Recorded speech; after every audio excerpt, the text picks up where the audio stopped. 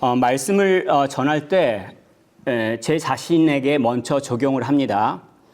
그러면서 오늘 본문을 제가 적용하고 여러분들한테 전할 수 있는가라고 할 때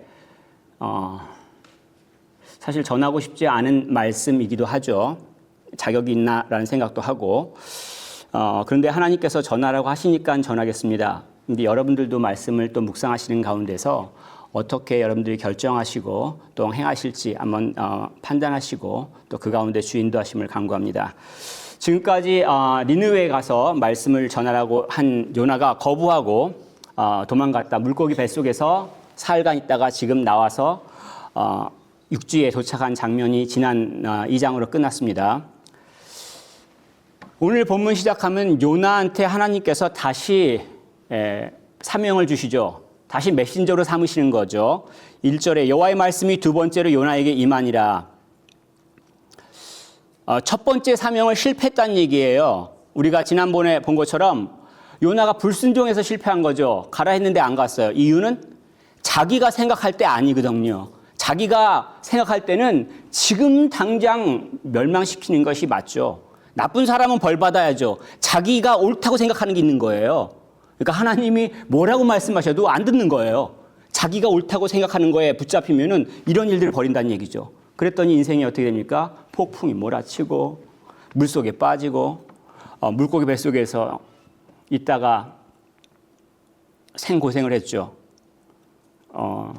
제가 가장 싫어하는 게 창자 썩는 냄새라고 했는데 생각만 해도 갑자기 끔찍해지는 생각을 좀 하게 됩니다.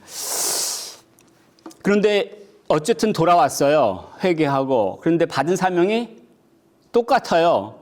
2절에 보면 느느에 가서 전하라는 사명이잖아요. 바뀐 게 없어요. 어떤 게 바뀌었냐면 거리가 더 멀어졌어요. 무슨 얘기냐면 물고기가 토해냈을 때 해안가에다 토했을 거 아니에요. 상상력을 좀 발휘하셔야 돼요. 안 가보시더라도. 자, 근데 가까운데 우리 요빠라는 항구에서 출발했거든요.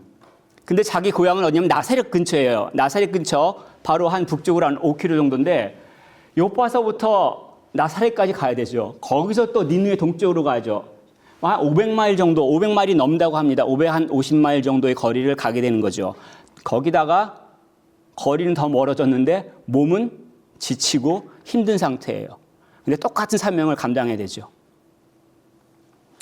사실 요나 입장에서 그러고 힘들다라고 얘기할 수 있는데 이 일꾼을 보내시는 하나님 입장에서는 억장이 무너지리라고 생각을 합니다. 원래 우리가 일을 시킬 때 좀 또릿한 사람을 뽑잖아요. 조금 더 젊은 사람들, 일 잘할 수 있게끔 뽑잖아요. 세상의 방식은 만약에 일 시켜서 일을 못해요. 그럼 자르는 거 아니에요? 너 가. 요나 당시는 어떤 문화입니까?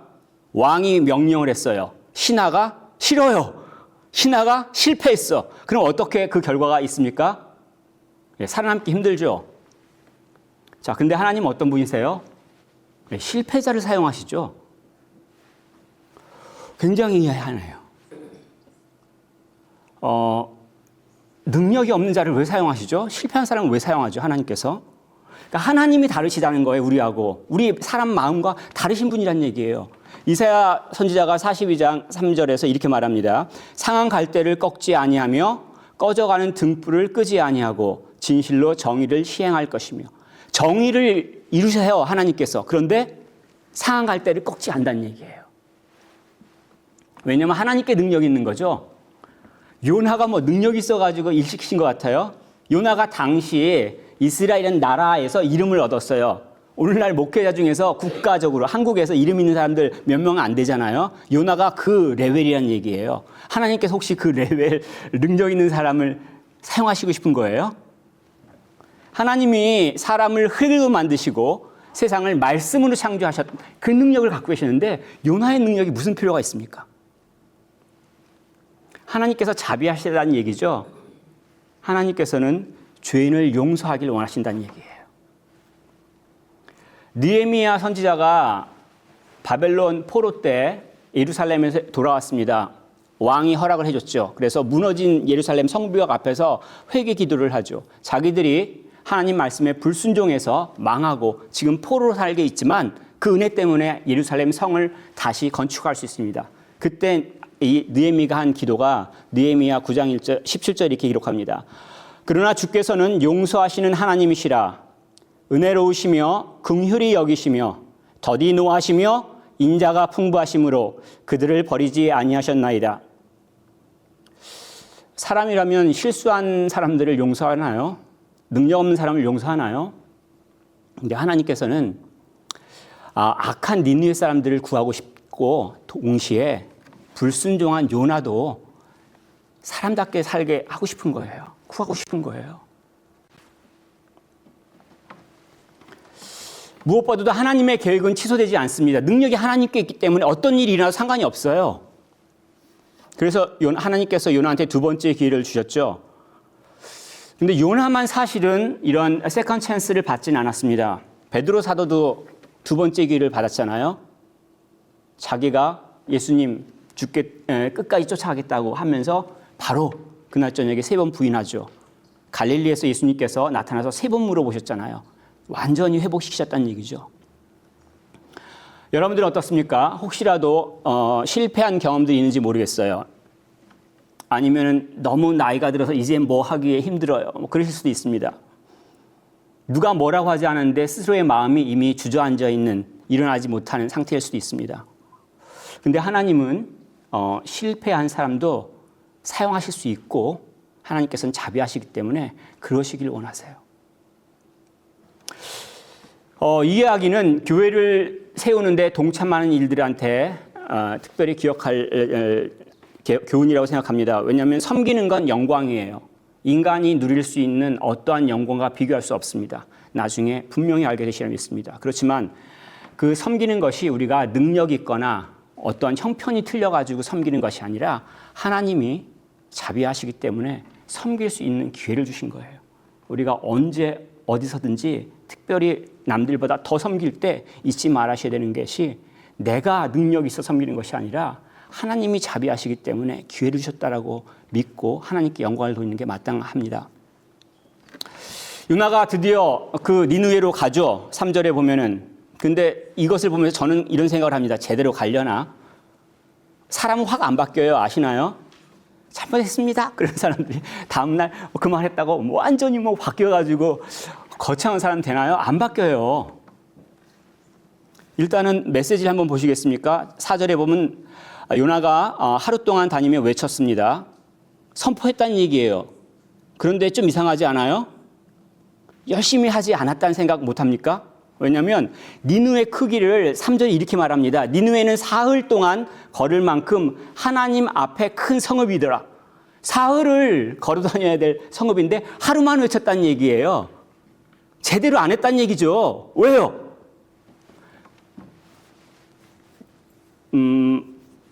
클 수 있어요. 너무 커서. 너무 커서. 우리 브리티시 뮤지엄 가면 아시리아 말라와 성전에서 가져온 문짝 보셨잖아요. 문짝이 어마어마해요. 근데 니느웨 성을 발굴했는데 그만한 성짝이 13개가 있어요. 그리고 식물원, 동물원, 공원, 파크도 있고요. 아슈바니발이라고 하는 왕의 도서관도 있었어요. 거기서 발굴된 타블렛이 브리티시 뮤지엄에서 전시하고 있는 것들이에요. 그리고 4장 11절에 보면 최소 인구 11만이에요. 12만 명.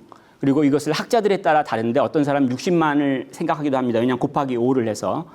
어쨌든 간에 제대로 안 돌았다는 얘기잖아요. 사흘만큼 걸어서 다녀야지 될 만큼 큰 도시인데 하루만 딱 외치고 왔다는 얘기죠. 요나는 사실 자기가 회개하는데 얼마나 걸렸습니까? 3일. 그것도 속성으로. 정말 꼼짝달싹 못하잖아요.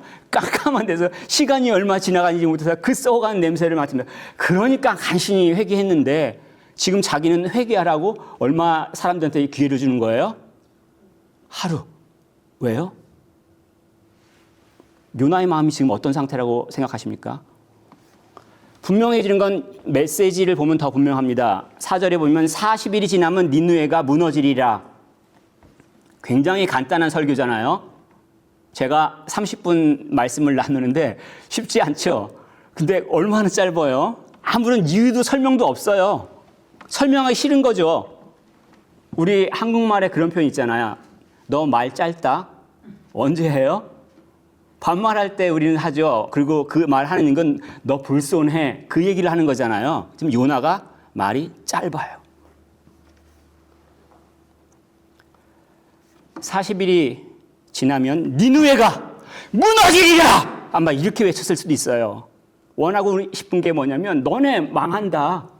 이게 요나 마음이란 얘기예요. 사람은 선택적이죠. 셀렉티브하다는 얘기예요. 자기중심적이니까. 무슨 얘기냐면 성경을 읽을 때 다 안 읽어요. 내가 원하는 부분만 골라서 읽죠. 메신저가 그 메시지를 전할 때 어떻게 합니까? 제대로 전해요? 골라서 전해요. 뺄 수도 있고요. 추가할 수도 있습니다. 심지어는 자기 감정을 실을 수도 있어요. 요나와 같이 하루만 망한다! 이것만 전할 수 있습니다. 여러분들은 만약에 하나님의 말씀을 누군가 전한다고 할 때 듣고 그것이 하나님의 말씀인지 어떻게 하십니까? 어떻게 분별하세요? 여러분들이 만약에 성경을 모른다면 요나의 메시지를 듣고 어떻게 반응하시겠어요? 성경을 알아야만 하나님의 메시지인지 아닌지 구별할 수 있습니다. 분별할 수 있습니다. 그래서 성경을 보고 성경을 공부하라는 얘기입니다. 이 성경을 통해서 전달하는 메시지는 복음이죠. 이 복음에는 두 가지 측면이 있습니다. 심판과 구원이 있죠. 무슨 얘기냐면 우리의 죄 그리고 예수 그리스도의 십자가의 죽음으로 구원받는 걸 말하고 있습니다. 요나는 왜 지금 심판만 전하고 있습니까? 요나가 선지자로서 하나님의 메시지를 전하는 것에 대해서 우리가 평가를 하자면 10점 만점에 몇 점을 주시겠어요? 그냥 고생해가지고 결국은 갔습니다. 전하려는데 제대로 전하지도 않죠. 하려고 하는 의도도 사실은 안 보여요. 형편없는 메신저 아니에요? 반쪽짜리 메시지를 전하잖아요. 어떤 일이 벌어지겠습니까? 그런데 5절부터 기록하고 있는 것들은 니느웨 사람들이 회개를 해요. 그 놀라운 일들을 기록하고 있는데 5절에 니느웨 사람들이 하나님을 믿고 금식을 선포하고 높고 낮은 자를 막론하고 굵은 베옷을 입은지라. 파스팅 한다는 얘기죠. 사클로스 하는 거예요. 슬픔을 표현하는 거죠. 요나가 정말 단순하게 전했잖아요. 성의가 없잖아요. 근데 그 메시지를 듣고 회개를 합니다. 그리고 즉각적으로 해요. 무슨 얘기냐면 6절에 보면 왕이 조서를 내립니다. 에딕트를 내리는데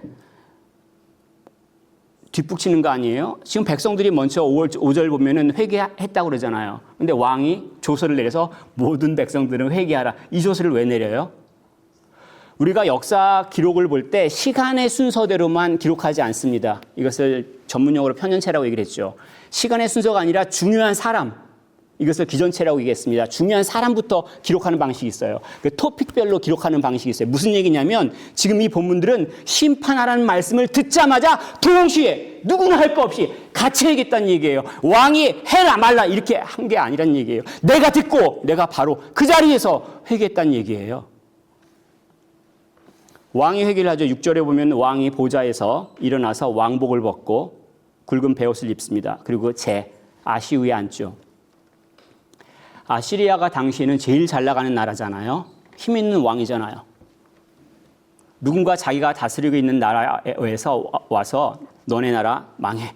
그 말을 들은 왕이 어떻게 반응합니까? 사회 전복을 꾀하는 불순한 세력 이렇게 딱 정의를 내리지 않습니까? 만약에 누군가 저한테 와서 저 때문에 우리 교회가 망해! 라고 얘기하면 제가 어떻게 변하겠습니까? 반대로 제가 여러분들한테 당신들이 가장이기 때문에 당신들이 가족이 지금 죽고 있어! 라고 얘기하면 어떡할 거예요? 그런데 아시리아 왕이, 제국의 왕이 듣자마자 잘못했다고 인정을 합니다. 심지어 이 왕은 요나 선지한테 직접 들은 것도 아니에요. 보고받고 회개를 합니다. 지금 무슨 일이 벌어진 거예요? 회개가 일어났는데 이 회개가 하나님의 역사라는 얘기죠. 내가 잘못했습니다. 내가 하나님께 돌아갑니다라는 이 행동, 이 말인데 이것을 하신 일이 하나님이란 얘기예요. 요나가 어떻게 그 메시지를 전해가지고 뒤집어 놨겠어요. 하나님께서 메시지를 듣기 전에 이미 밭을 갈아놓으셨다는 얘기예요. 성령 하나님께서 이미 우리의 마음밭을 부셔놔가지고 씨앗만 심으면 자랄 수 있도록 해주셨다는 얘기예요. 무슨 얘기냐면 누가 와도 느느웨 사람들은 회개를 할 수 있는 상태라는 얘기입니다. 요나 같은 사람이 와서 전에도 회개했고요. 그리고 저 같은 사람이 가도 회개합니다. 여러분 같은 사람이 가도 회개합니다. 기분 나쁘라고 들으시지 마시고 무슨 얘기냐면 대강 전하라 뭐 내가 간다 그런 게 아니라 우리가 할 바가 있다는 얘기예요. 전하는 거. 복음을 전하라고 하셨으면 내 능력, 내 형편 그것 때문에 하지 않는 게 아니라 해야 된다는 얘기예요. 일어나는 역사는 하나님께서 하시는 거예요. 하나님의 역사보다 내가 더 능력 있다고 생각하시는 거예요. 하나님께서 판단하는 때보다 내가 생각하는 때가 맞다고 생각하는 거예요. 안 전하는 이유가 어디 있어요? 생각해 보세요. 그것이 하나님 앞에 얼마나 교만인지, 얼마나 대가로 돌아올지 한번 생각해 보세요. 회개의 특징을 7절부터 9절을 보면 좀 찾아볼 수가 있습니다. 첫 번째, 니느웨에 있는 존재가 모두 금식했죠. 7절에. 근데 이 7절을 보면은 사람만 금식한 게 아니라 짐승도 금식을 합니다. 소나 양이나 길거리 다니는 개도 금식을 시켰을 것 같아요. 자, 여기서 저 개도 금식을 한대요. 만약에 사람이신데 회개를 안 하시면 뭐라는 겁니까? 잘 생각해 보세요. 개도 회개를 하는데 사람으로서 회개 안 하면 더 이상 그 말은 제가 마무리를 안 하겠습니다. 알아서 생각을 하시면 좋겠습니다.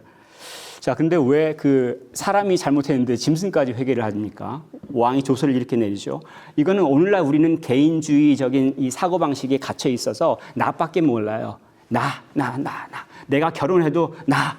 자식 있어도 나.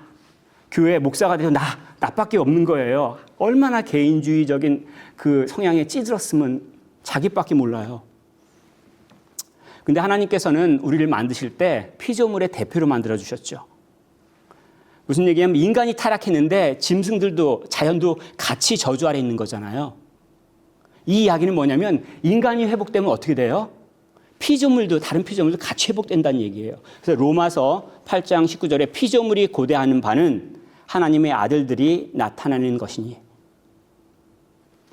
무슨 얘기냐면 제가 교회에서 목사로서 하나님 앞에 회개하고 발을 서게 될 경우에 그 선한 영향력이 여러분들한테 간다는 얘기예요. 만약에 우리 교회가 회개를 하지 않고 전도하지 않고 주저앉고 있다면 제가 책임을 져야 된다는 얘기예요. 하나님 앞에서 그 책임을 저한테 물으실 거란 얘기예요. 근데 여러분이 가장이라고 한다면 만약에 그 가정에 대해서 하나님께서 여러분 가장들한테 물으신다는 얘기입니다. 그래서 신약 성경을 보면은 디도서 1장 6절에 보면 장로의 조건 중에 하나가 뭐냐면 믿는 자녀를 둔 자라고 못을 받고 있어요.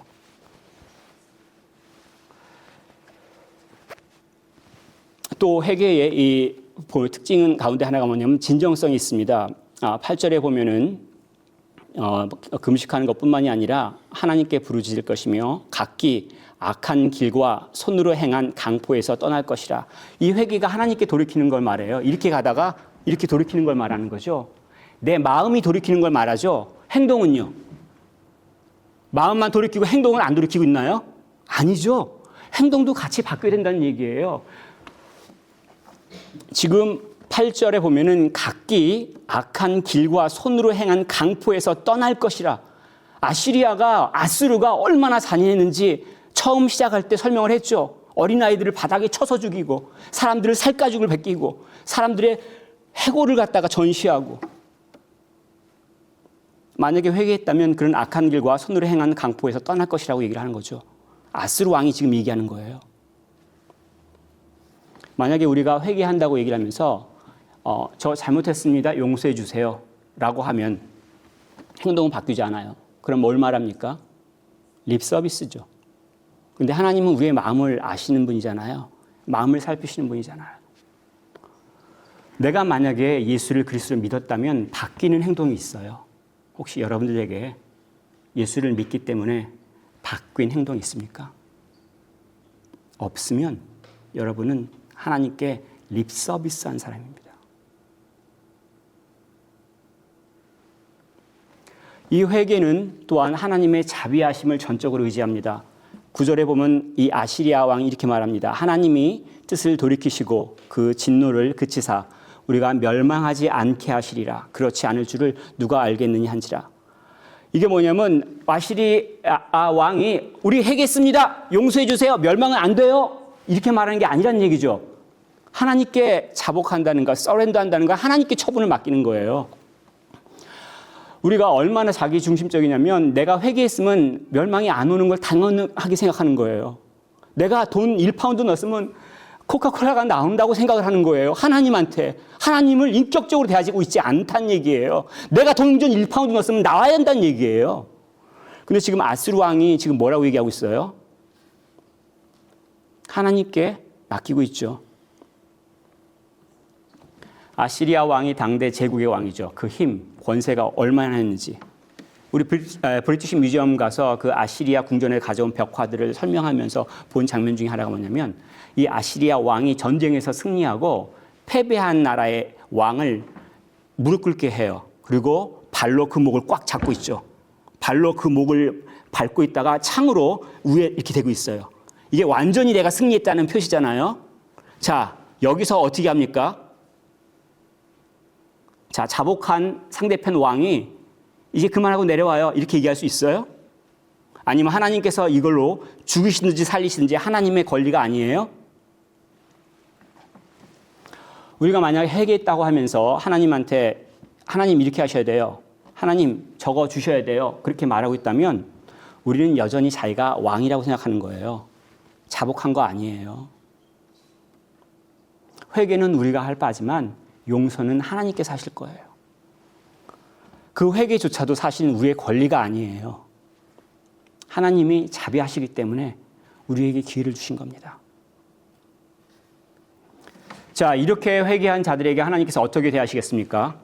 10절에 하나님이 뜻을 돌이키사 그들에게 내리라고 말씀하신 재앙을 내리지 아니하시느니라. 니느웨에 선포된 심판이 취소됐어요? 어쨌든 40일 뒤에 니느웨가 망하지 않은 건 알 수가 있어요. 그러면서 여러 가지 생각을 할 수 있는데 첫 번째가 뭐냐면 하나님이 하신 말씀도 취소하시네요. 체인지 마인드 하시네 하나님도? 그러시나요? 아니죠. 사무엘상 15장 29절에 이렇게 분명히 가르쳐주고 있습니다. 이스라엘의 지존자는 하나님, 거짓이나 변개함이 없으시니 그는 사람이 아니심으로 결코 변개하지 않으심이니이다. 바꾸지 않는다는 얘기예요. 여기서 말하고 있는 건 뭐냐면 하나님께서 우리가 회개를 하면 받아주신다는 거예요. 그 사실을 전달하고 있어요. 이 글을 통해서 전하고 있는 것은 하나님께서는 우리를 회개를 받으신다는 얘기예요. 멸망의 때가 언제인지 혹시 아시나요? 제가 알아요? 아니면 여러분들이 아십니까? 하나님이 아시는 거죠. 역사적으로 이 아수르가 멸망했습니다. BC 612년 메대와 연합한 바벨론 제국에 의해서 이 아수르가 완전히 몰락했고 그 몰락한 증거들, 물에 의해서 흡수이고 불에 의해서 탄 자국들이 오늘날 우리가 런던에서도 볼 수 있죠. 요나 선지자는 보지 못했습니다. 우리는 모두 시간과 공간에 묶여있는 존재들이잖아요. 그렇지만 하나님께서는 정의로우시고 동시에 자비로우신 분이에요. 죄에 대해서 책임을 물으시기도 하시고 또한 회개하는 자들을 용서하시기도 합니다. 무엇보다도 용서를 구하며 회개하는 자들을 받아주시길 원하세요. 하나님께서 원하시는 바가 멸망이 아니라 용서와 회복이라는 사실입니다. 두 번째로는 이러한 것들을 보면서 역사적으로 찾아보기 힘든 사건 아닌가? 이방인들이 국가 단위로 회개하는 거 보신 적 있습니까? 신실한 유대인들이 아니에요. 이방인들이 국가 규모로 회개를 했어요. 이것을 이제 많이 부흥이라고 얘기하죠. 영어 리바이벌이라고 얘기합니다. 무슨 얘기냐면 죽은 것과 같은 우리의 영혼이 다시 깨어나는 걸 말해요. 그냥 차가워요. 마음이 냉랭해서 아무런 소리를 들어도 바뀌지도 않고 자기밖에 모르는 그 죽은 자와 같은 자가 바뀌어요. 마음이 뜨거워지고 예수님 때문에 삶이 바꿔지는 거예요. 내가 고통 가운데서도 사랑했다고 섬기겠다고 나설 수 있는 자로 바뀐다는 얘기예요. 그러한 부흥이 일어난다는 얘기예요. 이게 니느웨에서만 일어나지 않았습니다. 이스라엘에서도 민족적으로 일어났죠. 사무엘상 7장에 보면 아직 왕이 선출되기 전에 사무엘 선지자가 이스라엘 민족에게 회개할 것을 촉구합니다. 너네 하나님께 가려면 우상 버려라. 근데 사람들이 그 말을 듣고 실제로 버려요. 그리고 나자 예배드리는 가운데 블레셋이 쳐들어오는데 하나님께서 물리쳐 주시죠. 그래서 그 장소를 미스바 성회라기도 하고 또 그날에 그 장소에서 나온 이름이 에베네셀, 하나님께서 우리의 도움의 도리이셨다라는 것들이 나오잖아요. 이것이 신약 시대에도 시작되죠. 오순절 마가의 다락방에 성령께서 강림하자 3,000명이 동시 회개를 해요. 3,000명이 동시에 세례를 받아요. 이게 멈추지 않아요. 16세기 종교개혁으로 방향이 바뀌고 18세기 영국에서 미국에서 Great Awakenings라고 하는 대각성운동들이 일어나잖아요. 그 수많은 사람들이 하나님 앞에 나오잖아요. 한국에서도 1907년 평양에서 일어났던 일들이 있죠. 길선주 장로님이라는 분, 당시에는 목사 안수를 받지 않았습니다. 자기 죄를 회개하면서 사람들이 회개하고 그러면서 한국 땅 가운데서 어마어마한 일이 벌어졌습니다.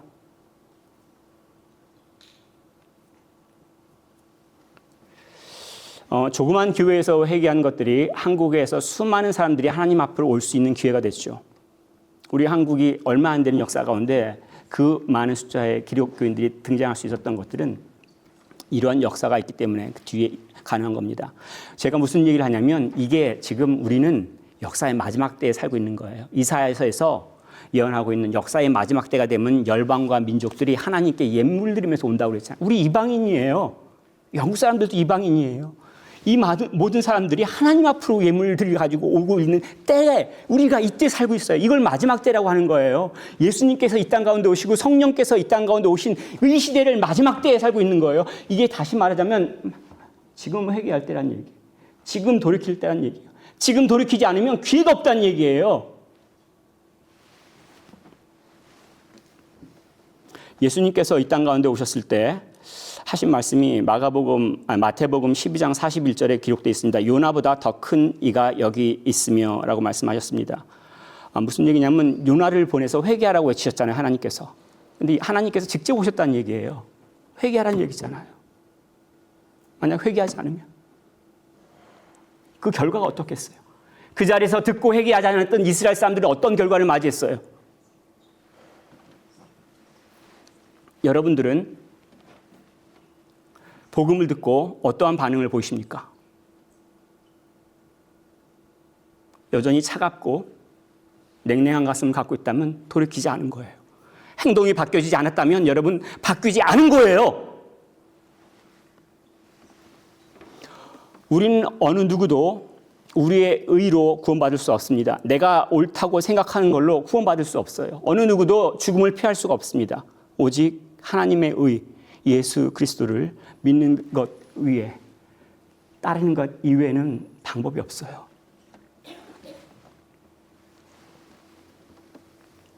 요나의 마지막 어쩌면 마지못한 순종에도 불구하고 하나님께서는 그 니느웨 사람들을 회복시키셨습니다. 하나님께서 구원을 원하신다는 얘기예요. 무슨 얘기냐면 내가 생각하는 나쁜 사람도 구원받을 수가 있어요. 그리고 자기 의에 꽁꽁 쌓여있는 나도 하나님께서는 구원하실 수가 있어요. 진정한 회개는 내가 옳다고 하는 것, 우리의 의를 내려놓고 하나님의 의인 예수님을 따라서 살아가는 것들이 우리가 구원을 받을 수 있는 유일한 방법이란 얘기예요. 내 마음이 아니란 얘기예요.